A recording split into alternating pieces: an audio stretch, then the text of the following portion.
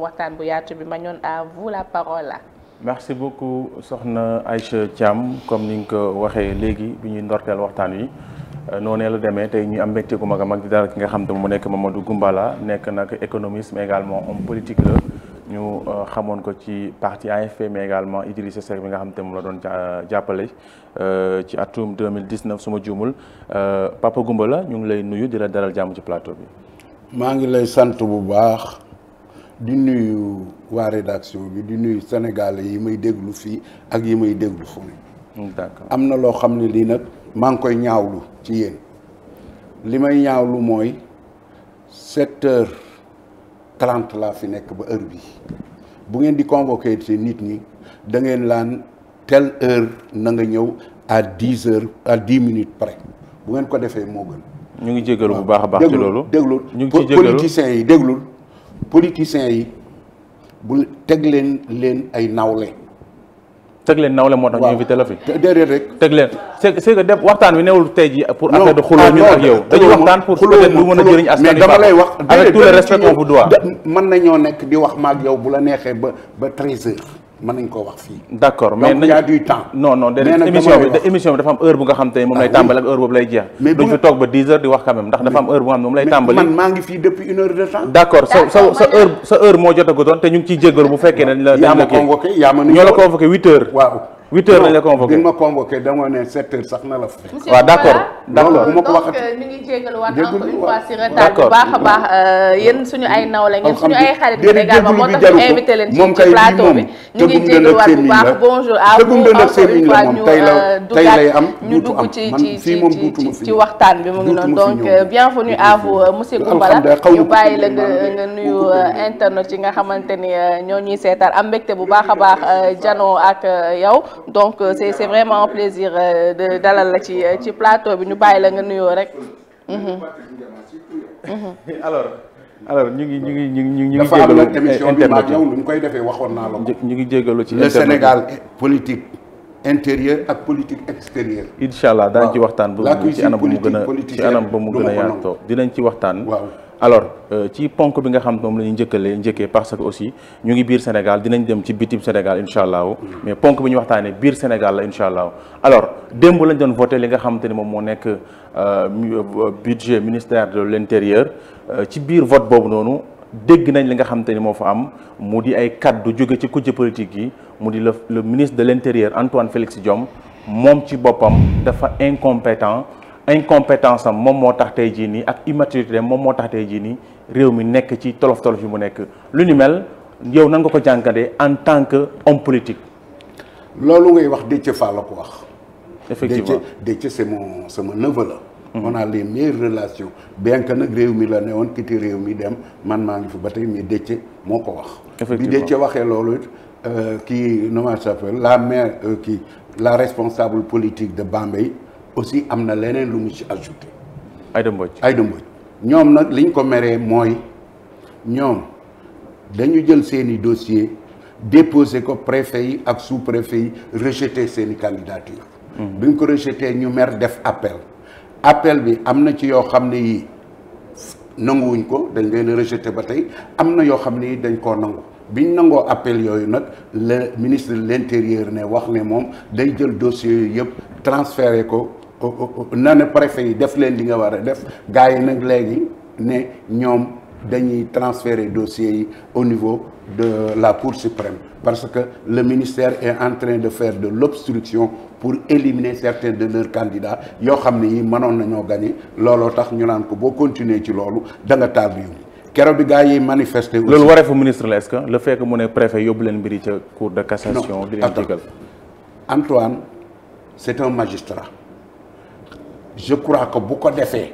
moom nee na wax na ko aussi dans le truc bi mu tontu gars yi nee na administration bi aussi bu ko appel condamné am na droit def un recours loolu la wax je crois que s'il le dit moi je suis pas sûr je suis économiste s'il le dit je suppose que li mu wax am na ci droit ak lenn aussi ñoom Déthié am nañ ay avocat bu fekkee loolu d'accord ci aussi mën nañ koo contester donc affaire bi nañ ko dem rek au niveau de la Cour suprême wax ba xam ñoom lan la ñuy am. d'accord mais on a l'impression que administration territoriale bi nga xam te ni Sénégal yëpp la fi war a nekkal dafay nekkal benn camp bay préfet ñu leen di tuumal ci wàllum politique ba mu andi coow li mu andi yëpp loolu aussi est-ce que lu ñu war a mën a rafetlu ci réew mu Sénégal. Un ministre de l'intérieur toujours c'est le bras armé du pouvoir. boo demee France dama la wax leen quand Mitterrand a gagné en 81 il avait pris Gaston Defferre comme ministre de la décentralisation et de l'intérieur Gaston Defferre xam nga lu mu waxoon gars yi ne leen battre nañ leen avec Giscard d'Estaing vous êtes parti vous avez politiquement vous avez tort parce que vous êtes minoritaire may leen lu jàmm mafia bépp am nekkoon à la droite membre du parti de Chirac ñoom ñëpp mu tëgg leen ci kaso bi loolu laa la bëgg a xamal ministère de l'intérieur c'est toujours un ministre politique mais nag nii mu mel ci suñu état yi comme Afrique dafa ëpp ndax Afrique démocratie bi dafa sooxe ministre de l'intérieur bu defee ñëpp gis ko mais un ministre de l'intérieur n'est jamais politiquement neutre ndax ministre de l'intérieur ministre des forces armées ministre des Affaires étrangères, ministre de la Défense, je crois que tous ces ministères, les ministères de souveraineté, président de la République, qui nous wóolu la koy jox ki nga xam ne moo koy tëyeel politique am kooku la koy jox duñ jox mukk ministre de l'intérieur koo xam ne kii àndut ak pouvoir bi loolu laa mais ministre bi fi nekk jamono jii nii di Antoine Félix Diome kujje politique yi li ñu gën a naqarlu moo di dafa jël li nga xam ne moo nekk dooleem mu di force de l'ordre yi di leen ko chargé bés bu yàlla sàkk yu ni mel aussi yow est-ce que looy partager gis nga ministre bu ñu gën a chargé dëgg mooy l'actuel ministre des finances bi nekkee intérieur parce que man j'étais chargé de mission en un moment donné dans le cabinet de Khalifa Sall bu ñu mësaa nekk à la mairie de Dakar di réunion force de l'ordre yi dañuy ñëw ba ci suñu wet dañuy balancer ay grenades lacrymogènes c'est le ministre de l'intérieur le plus féroce que le Sénégal ait connu mooy Wadji Diallo nan la tudd ADD Abdoulaye Daouda Diallo kii ko gën junni yoon maa la ko wax kii ko gën junni yoon moom c'est le plus féroce ministre de l'intérieur qu'on ait eu je crois qu'il est un peu prétendant pour être président de la République mais je crois que Macky Sall dofut ba koy teg te Sénégal yi dofuñ buñ ko di ko élire te waa jooju ba mu nekkee intérieur avec les cartes d'identité y avait eu un audit bu ñu fa defoon nee nañ y avait un trou de 32 milliards gisoon ngeen ko ñu defal ko fii. d'accord alors moom nee na lu toll ci 22 milliards la ñu dugal gum ci scrutin bi organisation scrutin bi. lu ni mel bëriwul lool ci organisation élection locale kese. puis élection locale yi moo raw présidentielle combien y a-t-il de candidats et de listes il y a 3000 et quelques de candidats. ba ci 22 milliards. mais 22 milliards loolu mooy lan une élection ça coûte. La démocratie a un coût. Tu acceptes la démocratie telle qu'elle ou tu l'acceptes pas. Mais la démocratie a un coût. C'est que xaalis bi ñu ci def nañu voir traçabilité bi est-ce que xaalis bi ci élection yi confection des cartes bureau de vote ba nga xam ne def nañ dépouillement ba wax les résultats est-ce que foofu lu dugg wala dañ koo dévier mu dem ci yenn poste loolu la ñu war a xool et puis c'est tout man gisuma ci loo xam ne est-ce que c'est excessif. bu fekkee nee nañ loolu la mais nañ ko ci def mais nag nañ ko ci def ko ci élection yi buñ ko campagne ñoom seen bopp buñ ko def ci ay poste. d'accord Antoine mi ñuy tuumal que ne day jël dooleem mu di force de l'ordre yi di ko utiliser ci côté politique gi jamono jooju noonu yow yaa ngi gis li nga xam ne moo nekk insécurité totale bi am ci biir réew mi gis nga barki Dembo Ndiaye ci lamb ji ni mu demee mais gis nga tamit ci Rufisque Tëngéej xale ya fa ñàkk seen bakkan ci wàllum insécurité nga foog moom aussi ci wàllum liggéeyam jotu cee lajj ci côté kaaraange biir réew mi. gis nga insécurité Sénégal ku ko yor fii mu ne Antoine ak keneen ku mu doon da nga lajj lana indi insécurité bi la pauvreté le manque d'emploi et d'activité des jeunes moo indi violence bi Sénégal loolu indi violence bi ak avec Macky Sall les gens ont l'impression que s'il reste au-delà de 2024 il y a pas de perspective loolu mooy problème insécurité bi au Sénégal bu dee lamb dana fa am bu dee sabar dana fa am bu dee football dana fa am même dans la rue booy dawal oto nga xam ne insécurité bi ñëpp la dit day def infraction nga wax ko mënuñoo conduire boo ko waxee sax daanaka da lay saaga boo ko toppee ngeen ko donc insécurité Sénégal moom fépp la li ko indi mooy ñàkk perspective bi ak ñàkk jàng gi moo indi insécurité au Sénégal. léegi kan moo ko fi war a dindi.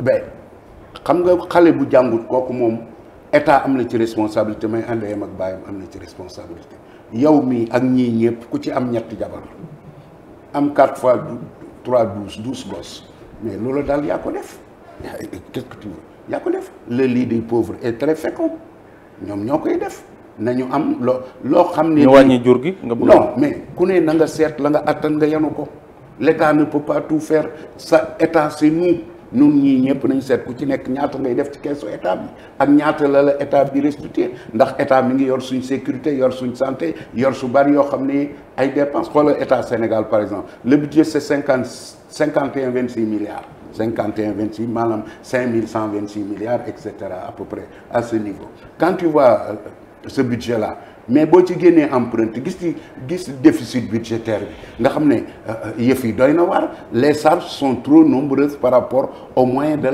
l'État n'a pas les moyens de sa politique le Sénégal est un pays sous-développé boo seetee ñiy fay impôt à peu près boo jëlee les fonctionnaires et le secteur privé à peu près il y a 350 ou 400 000 Sénégalais qui payent l'impôt sur à peu près 5 000 ou 6 000 imposables 6 millions d'imposables loo ci man Sénégalais yi mais bu Sénégalais bu ñu leen delloo seen bopp kon aussi. non bu ma delloo seen bopp dama ne fayit la wala échec la ci état aussi. réew moo gis ci Afrique ou sous-développé est confronté au même problème que le Sénégal éducation santé sécurité c'est le problème de tous les états sous-développés boo jëlee France nag les états développés ñoom seen problème dëgg mooy insécurité parce que ñun xoolal États-Unis ay pistolet la ñuy dóorante ñun lu ñuy dóorante xale yu dindi ab gazon xale yu ñoddi ay kii. loolu da nga ko non xeebuma ko mais non xeebuma ko. parce que boo nee xale yu dindi ñoddi ay gazon ay nit ñàkk seen mais États-Unis xoolal xale bu ndaw bërki démb bàyyam ak yaayam jëndal ko ab pistolet mu am 12 ans 11 ans dem école combien la fetal ces sociétés là mais ñooñu ëpp insécurité foofu États-Unis mën nga xëy dem sa kër xamoo da nga ñëw c'est pas le cas du Sénégal cependant li fi ne nag doy noonu na nga ko jéem a régler y a de l'insécurité au niveau intérieur kooku personne ne peut le nier surtout ñun ñi nga xam ne ci àll bi suñu insécurité xam lan la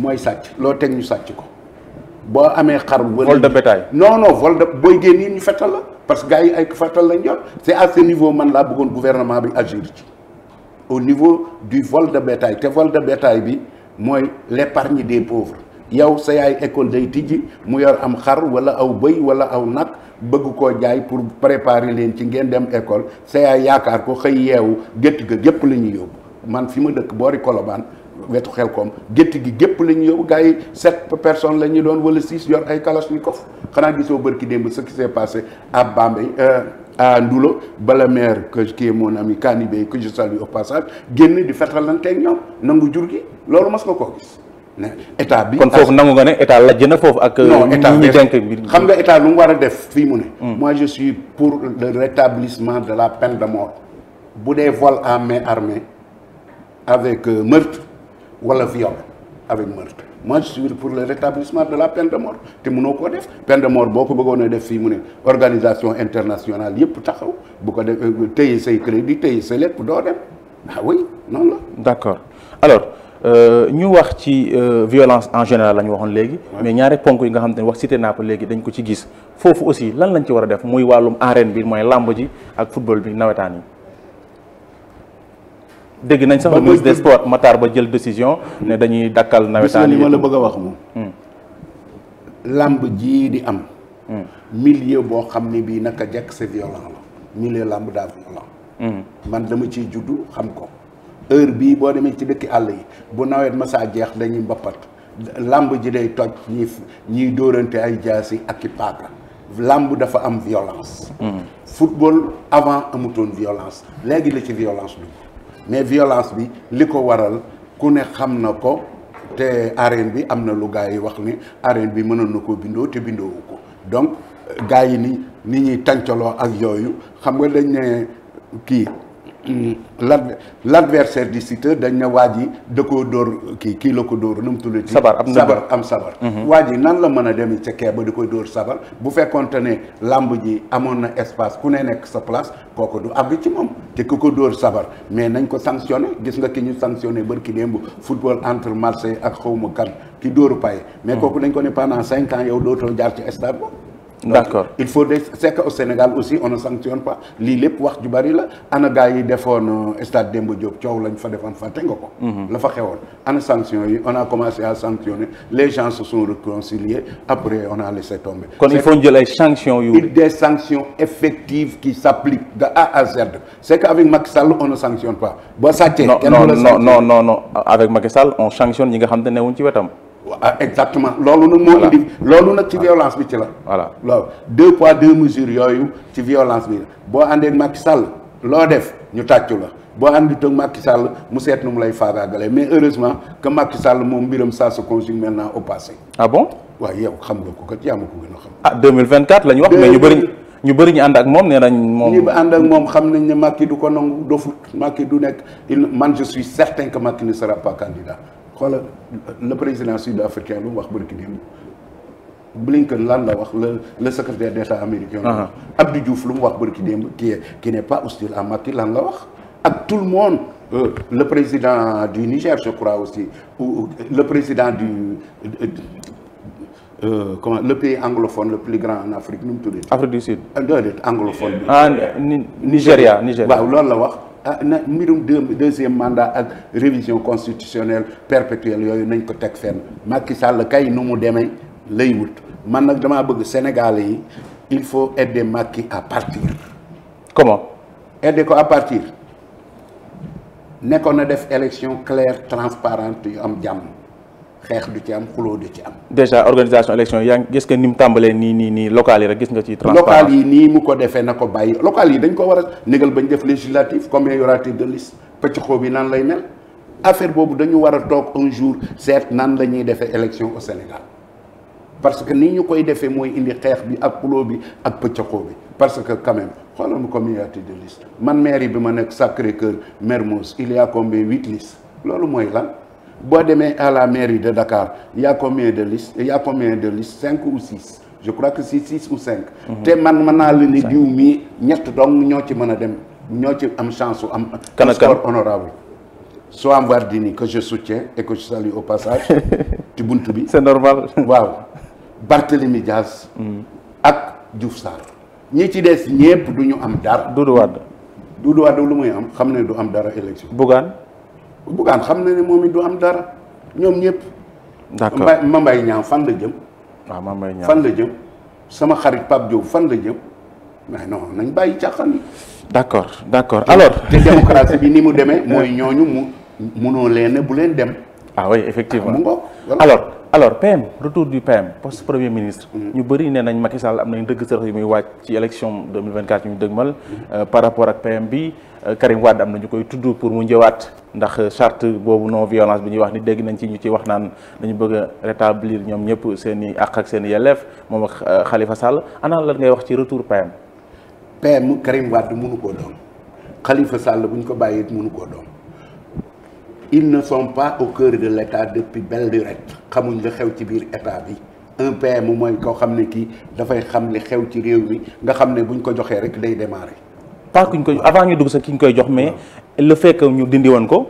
andiwaat ko loolu ñu bëri dañu échec la. mais échec la. d'accord kii ñaan Mary Teuw Niane wax na ko ñëpp dégg ko te président la àndal ñeneen ak ñeneen ñi ànd ak président moom lañ àndal parce que am na dossier yoo xam ni premier ministre mën na koo traité to àgg ci président premier ministre lépp loo xam ne lii ay dialogue la ak yooyu mën na ko deuxièmement coordonner l'action gouvernementale bu fekkee premier ministre kan a koy def néew fi ku koy def président moom la mooy présider conseil des ministres ba noppi moom la ministre yi rendre compte muy coordonner il n'a pas ce temps d'autant plus que au mois de janvier prochain il sera le président. mën na nekk Idrissa Seck aussi nga foog PM. mën na nekk Idrissa Seck parce que Idrissa Seck depuis 1 an et quelques moo nekk président du conseil économique et social et tous les dossiers importants transitent chez lui donc Idrissa Seck est bien au fait de ce qui se passe au Sénégal sur le plan politique, économique et transport. mas na koo nekk am na xam-xam bi am na charisme bi am na lépp pour l'être. d'accord bala ñuy dem ci bitim réew. may jox kàddu gi sama naataango yi. waa mouvement Y en a marre Yewwi Askan Wi ak yenn ci kuréel ne nañu vendredi bi ñu dëgmal le 10 dañuy amal benn doxum ñaxtu pour ñu libérer justice bu Sénégal ndax yoon day tëddeewul njaaxaanaay dafa jeng.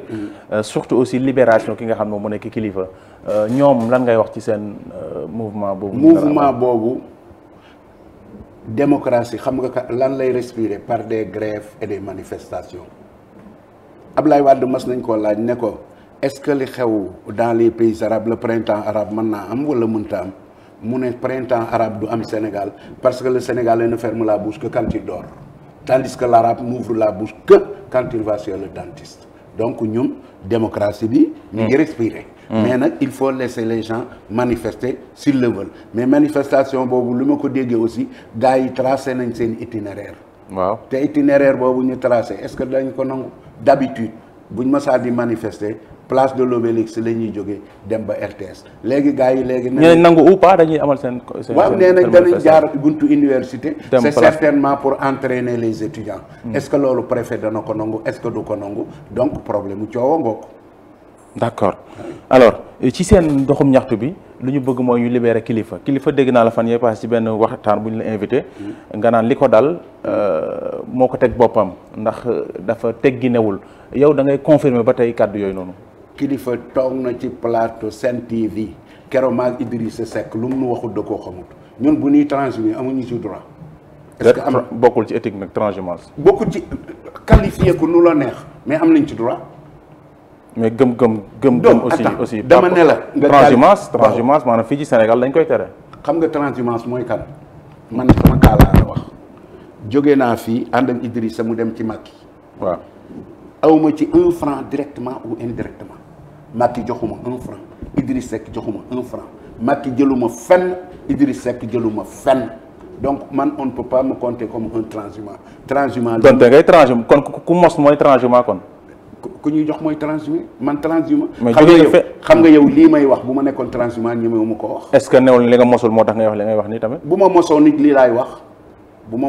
lii laay wax ndax moom laa gëm man 69 ba léegi maa ngi politique depuis le lycée te musuma ci am benn ndombok tànk mais moi je suppose que dama koo war a def en tant que acte citoyen. sur kilifa ñu delloo ci kilifa nga ne. kilifa dem na benn émission lu ne la ma wax maag Idriss Seck. bu demee kaso bu génnee kaso sama yoon ni ci loolu laa ci mën a wax. mais maanaam dafa mel ni kon da ngay fayantoo quoi. ku dul fayantoo amut yàlla fii mu ne. du la jox àjjana mukk ti jaamu woo ko.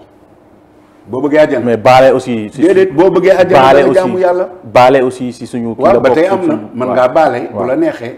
mais mën ngaa fayu aussi. waaw wala nga neutre kilifa daal mbiram. dama ciy maandu sama yoon newu ci waaw. d'accord Aïcha. bëgg naa ñu dem ci xibaar bitim réew parce que pacte bu ñu signé woon la man ak moom je sais pas si am ngeen ay questions fii ci réewu Sénégal bala ñuy génn bitim réew. mu ngi noonu donc ma bàyyi Dicko mu njëkk a dugal laajam bu ko defee ma jox Babacar donc Babacar vas-y c'est bon Rose. d'accord donc on retourne si studio A bi ñu yeggali waxtaan bi. alors ci wàllum xibaar yi bitim réew surtout ci sous-région bi. Sénégal abrité na fan yee ñu génn li nga xamante ni moom mu nekk forum de la paix sécurité fii ci réew fii ci Ndakaaru ci Afrique lu ni mel moo ñuy permettre ñu dugg ci biir yëpp ndax ci ndaje boobu noonu bëri na ci woon ay réew yu nekk fii ci Afrique yu nga xamante ni ay président ak ay kilifa premier ministre yu ñëwoon fii nan nga jàngatee déjà forum boobu nga xam ne Macky Sall moo ko doon amal fii ci Diamniadio. xam nga forum bi mënut a ñàkk. li tax mënut a ñàkk mooy boo nu bàyyee ñun ci suñu bopp xam nga Mali la première intervention militaire française bu ko defutoon fii mu ne Mali djihadistes yaa nga fa dëgg la wala dëgg. les djihadistes étaient à quelques kilomètres de Bamako. armée malienne disloquée. après les Français sont venus ils ont stoppé l'armée malienne après ñu def MINUSMA ba yàgg ñu def l'opération Barkhane ba yàgg ñu def le Sahel C5 boobu ñu def.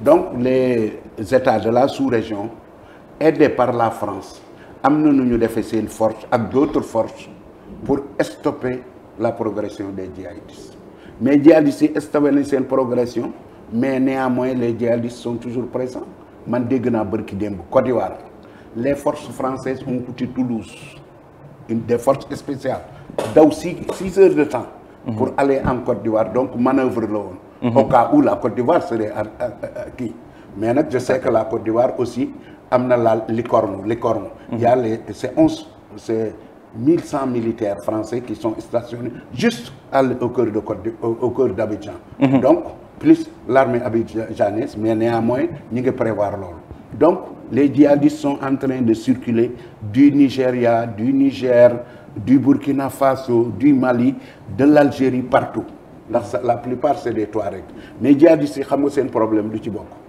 man fréquenté naa ci presque ñu bari ay djihadistes mais bien sûr c'est yow mi man bi ma nekkee France ci kii laa nekkoon xam nga fu ma jànge diine dëgg-dëgg maa ngi ko jànge ci kii les tabligh groupe tabligh mooy naar yi wër j'ai failli aller au Pakistan man j'ai failli tuddee def nga nag jihadiste kon non doo doon jihadiste ndax da nga fay jàng diine parce que diine yombul vivre di gëm yàlla ak jafe da ngay ànd ak ñu koy pratiquer nga nekk ci ba gëm yàlla mosal la tuuti ci gëm waaw xam nga jullit boo gis lu muy wut Adama lu ko yàlla waxoon tu aimeras ton Dieu de tout ton cœur et de toute ton âme d'accord xam nga loolu mooy gëm yàlla ñooñu dañ la koy jàngal la mais nag am na ci ñooñu ñeneen ñoo xam ne ñii aussi la progression de l'islam dañ koy prôner par la violence ñii nag dañ koy prôner par la persuasion moom lañ ko prôner mooy tabligh dañ lay woo ngay ñëw ndax booba dama doon liggéey tous les vendredis j'étais à la mosquée ñii def ay bayaan ma koy déglu te man jullit laa donc am na lu mu def ci man mais je n'ai jamais été pour la violence mais am na ci ñoom ñoo xam ne sont pour la violence et la majorité à l'époque am na ci ñoom ñoo xam te ne aussi ñu ngi jàppale c'est des soninké loolu tax problème ay saraxule lañ loolu tax problème mu Mali compliqué saraxule yi ci biir ñu ngi ci xeex loolu mooy problème ils sont avec les djihadistes arabes te ñooñu mënoo koo xam ci ñoom man dama leen a xam dama leen daa gis. mais am na ci yeneen réew yi nga xam te ni quand même. mën naa sax waa askan wi. gisuñu état. présence su état gisuñu ko. loolu nag laa da bëgg a wax pourquoi il faut aider Macky ñun nag gannaaw on est dans ce cercle de feu. ceinture de feu. waaw ceinture de feu. waaw.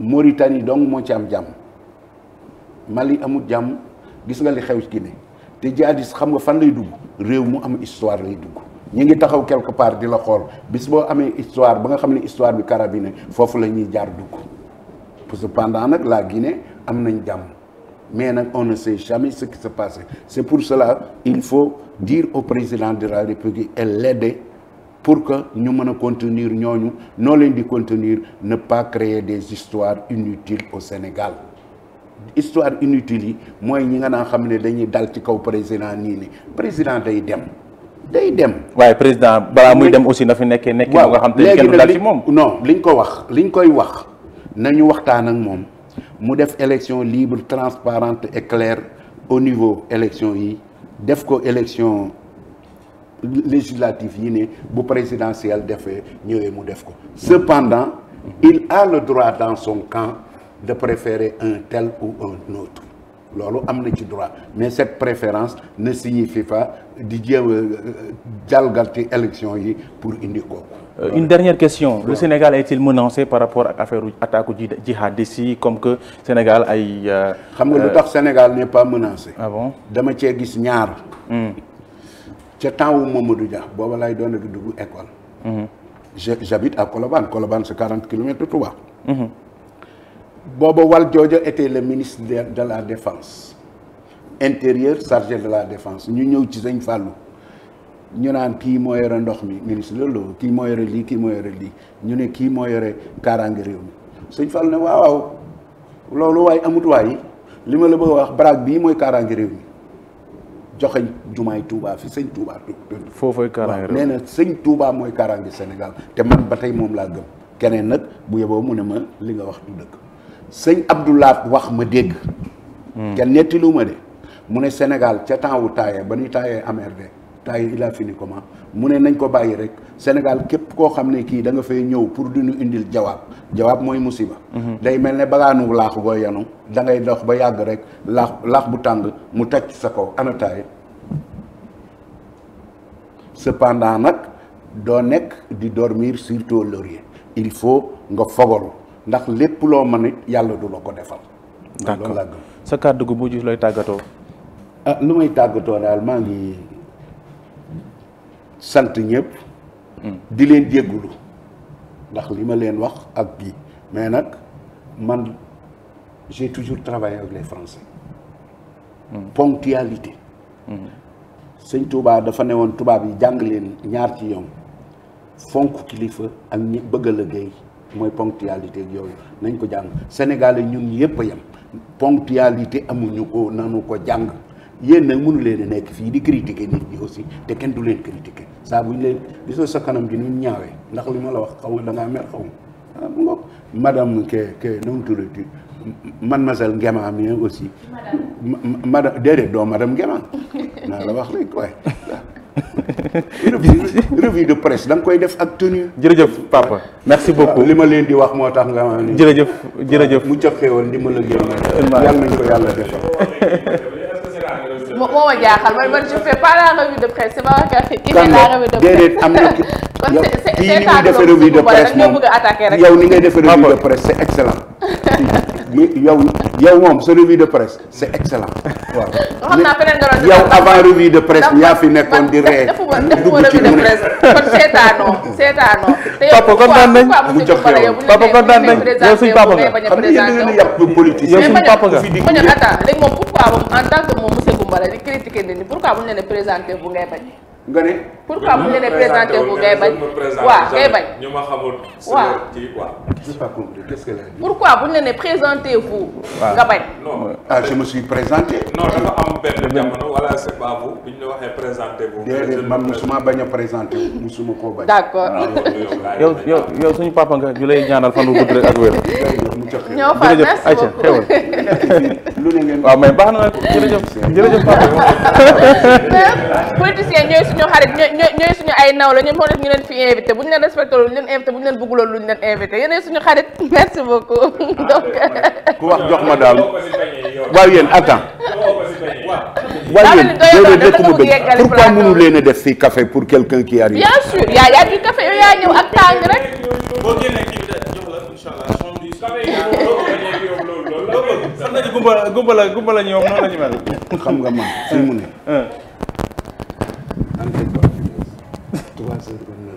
damay nelaw. moom